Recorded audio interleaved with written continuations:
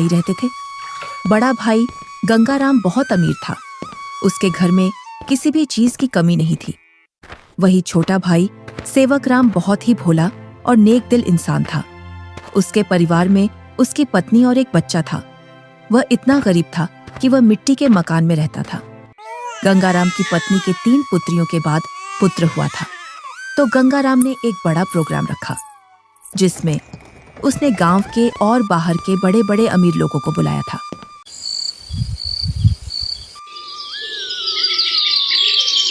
सुबह से ही गंगाराम के घर के चारों ओर चहल पहल थी। कहीं पकवान बन रहे थे तो कहीं बच्चे खेल रहे थे और कहीं मेहमान आ रहे थे। गंगाराम के घर के चारों ओर खुशी का माहौल था। धीरे धीरे चारों ओर के मेहमान आ गए, पर आपके छोटे भैया सेवक कहीं दिखाई नहीं दे रहे हैं। अभी तक आए नहीं। आपने गांव में सबको बुलावा दिया है ना? अरे हाँ, बुलाया है उसको। आता ही होगा अपने बच्चों के साथ। तू यहीं रुक और मेहमानों को देख। मैं अभी आता हूँ व्यवस्था देखकर। इतना कहकर गंगाराम घर से बाहर चला जाता है और गुनगुनाता है, मैं उसको अपने प्रोग्राम में क्यों बुलाऊं? वो कहाँ और मैं कहाँ? मेरे यहाँ एक से बढ़कर एक अमीर मेहमान आ रहे हैं। अगर किसी को पता चल गया कि मेरा भाई इतना गरीब है तो मेरी नाक कट जाएगी।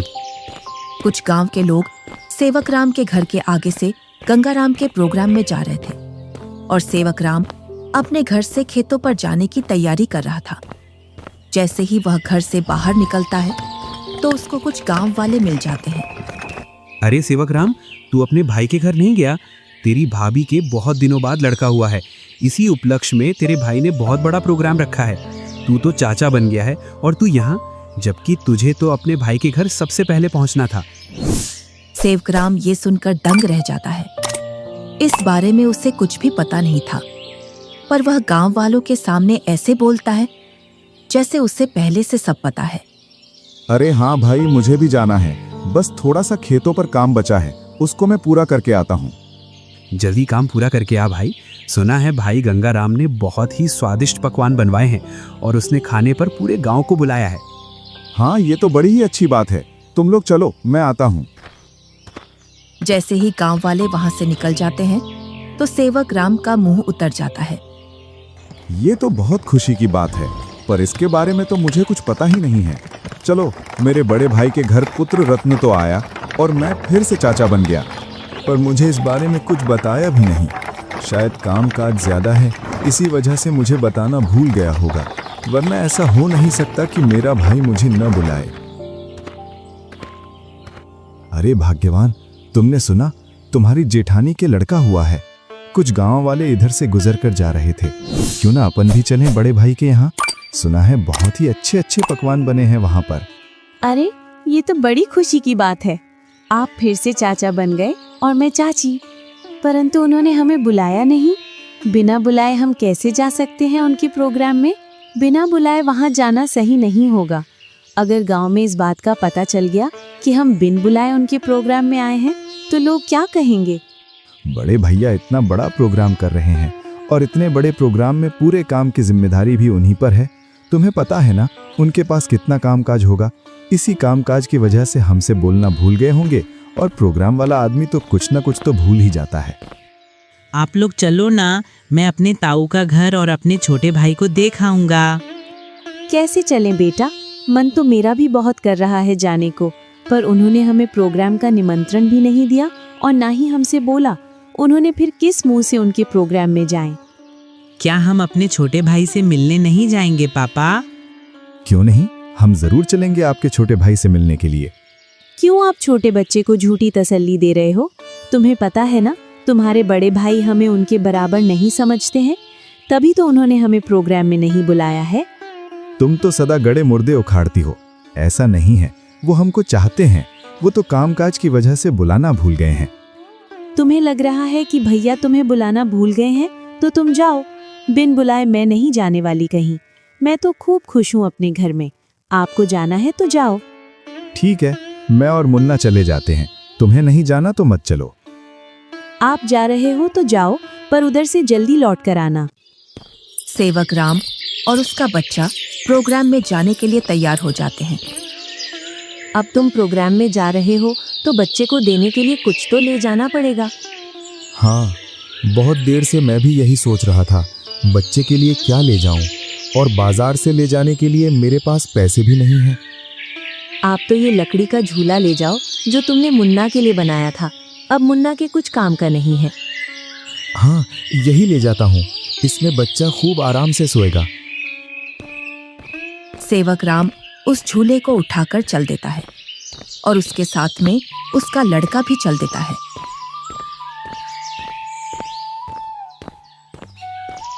थोड़ी देर बाद दोनों प्रोग्राम में पहुंच जाते हैं। यहाँ तो खूब अमीर मेहमान आए हैं और बच्चे को देने के लिए शानदार और महंगी महंगी वस्तुएं लाए हैं। मेरा झूला तो इनके आगे कुछ भी नहीं है। सेवक राम मेहमानों पर महंगी महंगी वस्तुएं देखकर अपने झूले की ओर देखता है और मन ही मन में सोचता है, मैं क्यों इस झूले को यहाँ लाया? यहाँ तो एक से बढ़कर एक वस्तुएं हैं बच्चे के लिए। मैं भी क्या सोच रहा हूँ, भला हाथ की बनी चीज और बाजार की चीजों में अंतर होता है। बड़े भैया जरूर मेरे झूले को पसंद करेंगे, क्योंकि मेरा झूला सबसे मजबूत है, क्योंकि इसे मैंने अपने हाथों से बनाया है। और सेवक राम निसंकोच होकर मेहमानों के बीच में घूमने लगता है। वह देखता है कि उसके बड़े भैया और भाभी मेहमानों का स्वागत कर रहे थे। तभी गंगाराम की पत्नी की निगाह सेवक राम पर जाती है। तब वह गंगाराम से बोलती है, अरे भैया और मुन्ना तो आ गए, पर देवरानी नहीं दिख रही है। कहाँ आ गए? मुझे तो कहीं दिखाई नहीं दे रहे। वो रहे मेहमानों के बीच में। इधर सेवक राम के पास कुछ मेहमान आ जाते हैं। उसकी वेशभूषा देखकर मेहमान सेवक राम से पूछते हैं, अरे तुम कौन हो, और ये कैसी वेशभूषा पहनकर आए हो, और ये लकड़ी का झूला लेकर आए हो इस जमाने में? चलो तुम अपना परिचय दो, तुम कौन हो और यहाँ क्या कर रहे हो? इतना सुनकर सेवक राम संकोच में पड़ जाता है और मन ही मन सोचता है, अगर मैं इन्हें ये बताऊं कि मैं गंगाराम का छोटा भाई हूं तो ये लोग क्या सोचेंगे?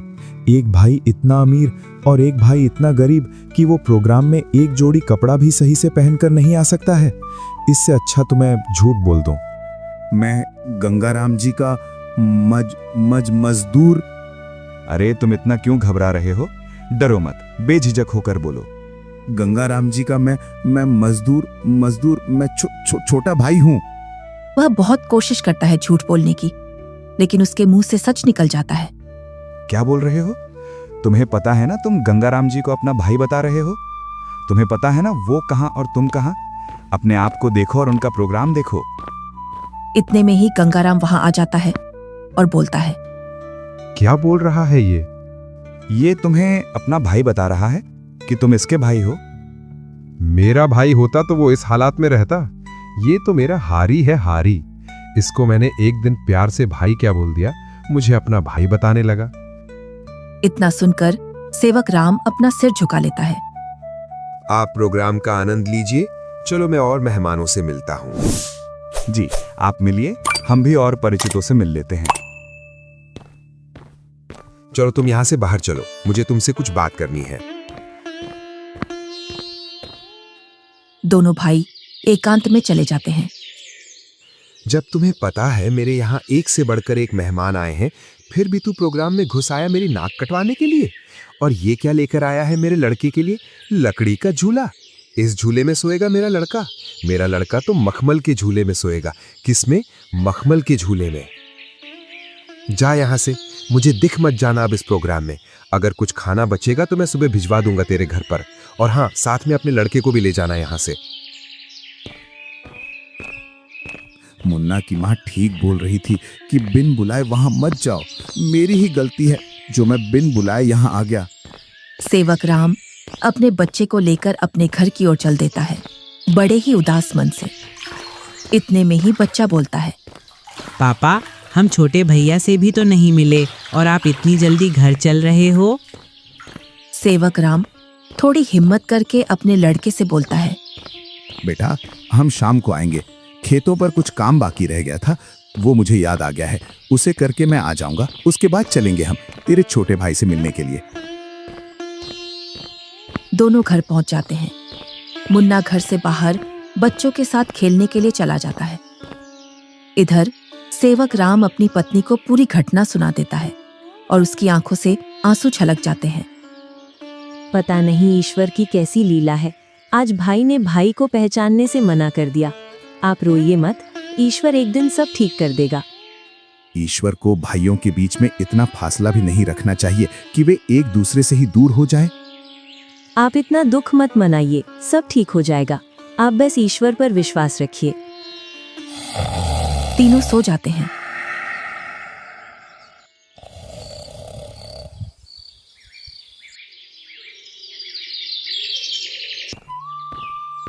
दूसरा दिन गंगाराम के दरवाजे को कोई बजाता है। पता नहीं अब कौन आ गया। कल का इतना थका हारा हूं, फिर भी लोगों को समझ में नहीं आता है और आकर दरवाजा खटखटाने लग जाते हैं। गंगाराम जैसे ही दरवाजा खोलता है तो वह देखता है कि सामने एक साधु खड़ा है। क्या है महाराज, क्यों दरवाजे को बजा रहे हो? कुछ नहीं बेटा, बड़े जोरों की भूख लगी है। बस थोड़ा सा खाना मिल जाता तो मेरी भूख मिट जाती। क्या खाना? यहाँ खाना मुफ्त में नहीं मिलता है और ऐसी दोपहर में तुम्हें कहां से खाना ला कर दूं? बेटा, घर में कुछ तो होगा, उसमें से ही कुछ खाने को दे दो जिससे मेरी भूख शांत हो जाए। इतना बड़ा गांव है, तुम्हें मेरा ही घर मिला खाना मांगने के लिए? यहाँ कुछ नहीं है, चले जाओ यहाँ से। इतना कहकर गुस्से में गंगाराम दरवाजा बंद कर लेता है। ईश्वर तुम्हें सदा खुश रखे बेटा। इतना बोलकर साधु वहां से चला जाता है। इधर गंगाराम की पत्नी गंगाराम से पूछती है, कौन आया था दरवाजे पर जो तुम इतने जोर से उस पर चिल्ला रहे थे? कोई नहीं, एक ढोंगी बाबा आया था दरवाजे पर, बोल रहा था खाना खिला दो, तो मैंने उससे मना कर दिया, यहाँ नहीं है खाना। तुम भी पता नहीं अब किस नशे में रहने लगे हो। कल का इतना सारा खाना बचा था, वो वैसे ही फेंकेगा। उसमें से कुछ खाना खिला देते। मैंने ये खाना गरीबों और ढोंगियों के लिए नहीं बनवाया है। ये खाना सिर्फ हम जैसे बड़े लोग ही खा सकते हैं। गंगाराम की पत्नी गुनगुनाते हुए वहां से अपने कमरे में चली जाती है। इनको तो पता नहीं अब किस बात का नशा आने लगा है, सीधे मुंह अब किसी से बात ही नहीं करते हैं। इधर साधु सेवक राम के घर के सामने पहुंच जाता है और बाहर से आवाज लगाता है, अरे घर में कोई है? अरे घर में कोई है? आवाज सुनकर सेवक राम घर में से बाहर निकल आता है। साधु को देखकर बोलता है, जी साधु महाराज, बताइए मैं आपकी क्या सेवा करूं? कुछ नहीं बेटा, बहुत तेज भूख लगी है। कुछ खाने को मिल जाए तो आत्मा तृप्त हो जाएगी मेरी। क्यों नहीं साधु महाराज, आइए आइए, जो कुछ हमारे घर में खाने के लिए मिलेगा हम आपको खिलवा देंगे। दोनों घर के अंदर चले जाते हैं। सेवक राम और साधु जमीन पर बैठ जाते हैं और सेवक राम अपनी पत्नी से बोलता है, अरे भाग्यवान, घर में कुछ हो तो खाने का साधु महाराज को ले आओ। सुबह की कुछ दाल रोटी रखी है और अभी खाना बनाने के लिए घर में कुछ भी नहीं है। अरे बेटी, तुम तो शर्माओ मत, जो घर में खाने का हो वही ले आओ, मैं तो खा लूंगा। सेवक राम की पत्नी जो घर में खाना था उसी खाने को गर्म कर लाती है। लीजिए साधु महाराज, गरीब के घर का खाना, हमारे पास तो खाने में यही है। अरे बेटी, तुम अपना मन इतना उदास मत करो, मैं तो ईश्वर की कृपा से जो मिलता है वही खा लेता हूँ। और तुम दोनों इतना उदास क्यों हो? कोई समस्या है आपके यहाँ? साधु महाराज, खेतों में इतना काम कर रहा हूँ, उतनी ही गरीबी आ रही है। गरीबी कम होने का नाम ही नहीं ले रही है। अब तो स्थिति ऐसी हो गई है, 2 वक्त का खाना भी बड़ी मुश्किल से मिलता है। पता नहीं ईश्वर हमारी कौन सी परीक्षा ले रहा है। ये कोई बीमारी तो है नहीं जिसका मैं आपको सही उपचार बता दूं बेटा। बस ईश्वर पर विश्वास रखो, सब सही हो जाएगा। फिर भी मुझे लगता है तुम मुझे तुम्हारी समस्या सही से बता नहीं रहे हो। इतना सुनकर सेवक राम और सेवक राम की पत्नी साधु महाराज को पूरी बात बता देते हैं कि किस प्रकार गंगाराम ने उनके साथ भेदभाव किया। साधु खाना खा लेता है। पता नहीं आपको हमारे हाथ का खाना कैसा लगा, सही लगा या नहीं? बेटी, तुम अपना मन उदास मत करो। तुम तो अन्नपूर्णा हो और तुम्हारे हाथ का खाना बहुत ही स्वादिष्ट है। इतना सुनकर सेवक राम की पत्नी खुश हो जाती है। तुमने बेटा आज मेरी आत्मा तृप्त कर दी है। अगर तुम आज मुझे भोजन नहीं देते तो पता नहीं आज भूख की वजह से मेरा क्या होता। साधु अपने थैले में हाथ डालता है और उसमें से एक पोटली निकालता है। इसमें क्या है साधु महाराज? ये पोटली बेटा बीजों का भंडार है। तुम जिस भी फसल का बीज चाहोगे वो बीज इस पोटली में से निकलेगा, जिससे तुम्हारी फसल साधारण फसल से 10 गुना ज्यादा निकलेगी। ये तो महाराज आपकी असीम कृपा है। ये मेरी नहीं, ईश्वर की कृपा है बेटा। बस एक बात का ध्यान रखना, इस पोटली के बारे में कभी किसी को मत बताना, और इसमें से जो बीज निकले उन्हें बेचना नहीं। अगर तुमने ऐसा किया तो ये पोटली आपके किसी काम की नहीं रहेगी। जी साधु महाराज, मैं कभी ऐसा नहीं करूंगा। और साधु महाराज वहां से चले जाते हैं। साधु महाराज के पैर जैसे ही घर में पड़े तब से घर में शांति का अनुभव हो रहा है। हाँ भाग्यवान, अब ईश्वर की कृपा से सब ठीक हो जाएगा।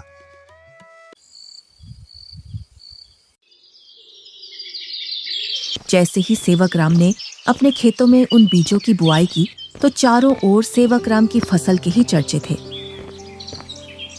इधर गंगा राम अपने धन के घमंड में जी रहा था, जिससे वह किसी से भी सीधे मुंह बात नहीं करता था। इधर सेवक राम की संपत्ति बढ़ रही थी और गंगा राम की घट रही थी, और इसी के साथ गंगा राम के घर में अशांति भी बढ़ रही थी। कुछ ही दिनों में सेवक राम ने गांव में गंगा राम से भी बड़ा मकान बना लिया था, और सेवक राम अब अपने घर में खूब खुशी खुशी रह रहा था। पर एक दिन, मालिक, अब मैं आपके यहाँ काम नहीं करूंगा। अब मुझे दूसरे गांव में आपसे ज्यादा जमीन मिल रही है और इससे भी अच्छी उपजाऊ। क्या बोल रहे हो हरिया तुम? तुम्हें पता है मेरे पास कितनी जिम्मेदारियां हैं? तुम चले जाओगे तो मैं अकेला कैसे खेती और घर संभालूंगा, और ऊपर से मैं अकेला आदमी। मुझे जहां मुनाफा मिलेगा मैं वहीं काम करूंगा मालिक। अगर मुझे इतनी ही मेहनत में मुझे वहां ज्यादा फसल मिलेगी तो मैं वहीं जाऊंगा। अरे हरिया, मैं भी तो तुम्हें खूब मुनाफा करवाता हूँ। बस तुम इस साल और रुक जाओ, मैं जब तक दूसरा हारी देख लूंगा। मालिक, 2 सालों से तुम मुझे बेवकूफ बना रहे हो। न तो तुम अनाज ज्यादा देते हो और न ही तुम दूसरा हारी रखते हो। मैं तो चला, तुम जानो और तुम्हारी खेती। अरे नहीं, ये तो चला गया। अब मैं क्या करूंगा? कई सालों से मैंने खेतों में काम भी नहीं किया है, जिससे अब मुझसे खेतों में काम भी नहीं होगा। क्यों ना मैं सेवक राम के यहाँ जाऊं? अब तक तो उसने उसकी सारी जमीन बेच दी होगी, क्योंकि हालात तो वैसे भी खराब चल रहे थे उसके। वो जरूर मेरे खेतों पर काम कर लेगा। गंगा राम सेवक राम से मिलने के लिए चल देता है।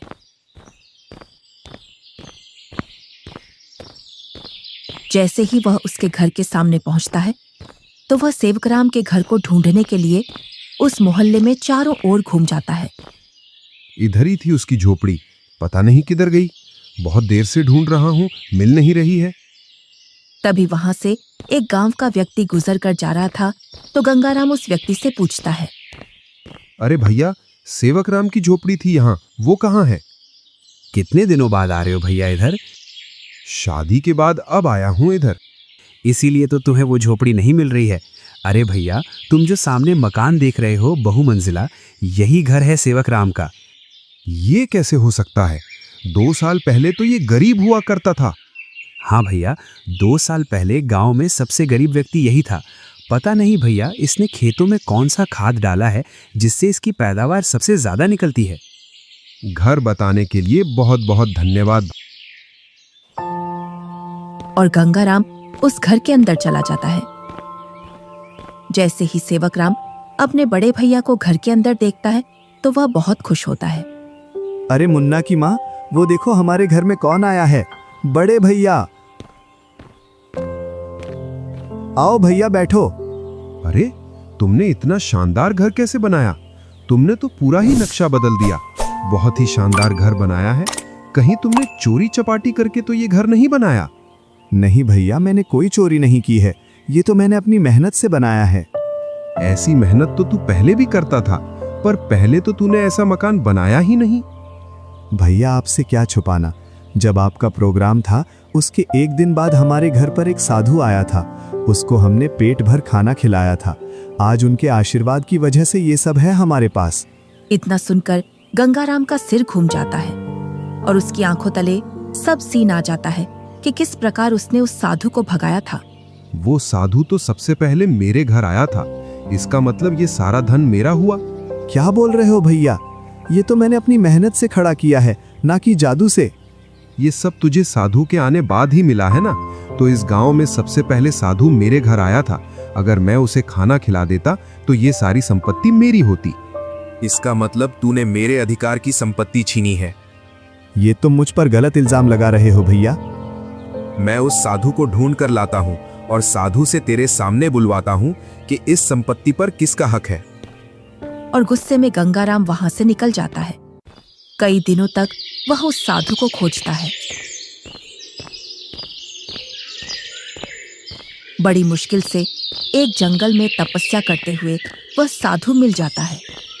साधु महाराज प्रणाम। कौन हो बेटा जो तुम मेरी तपस्या में व्यवधान डाल रहे हो? मैं गंगाराम हूँ। आज से 2 वर्ष पूर्व तुम मेरे घर आए थे खाना खाने के लिए, जब तुम्हें जोरों की भूख लग रही थी। तुम तो वही हो ना जिसने खाना देने से मना कर दिया था?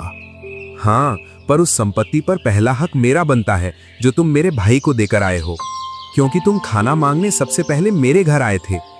कौन सी संपत्ति? मैंने तो उसे सिर्फ आशीर्वाद दिया था, क्योंकि उसने बड़े ही सम्मान के साथ खाना खिलाया था, और वो धन तो उसकी मेहनत और ईमानदारी का फल है। इतना सुनकर गंगाराम गुस्से में साधु से बोलता है, साधु, तुम मेरे साथ अन्याय कर रहे हो, क्योंकि उसकी संपत्ति पर पहला अधिकार मेरा है, क्योंकि तुम सबसे पहले मेरे द्वार पर आए थे।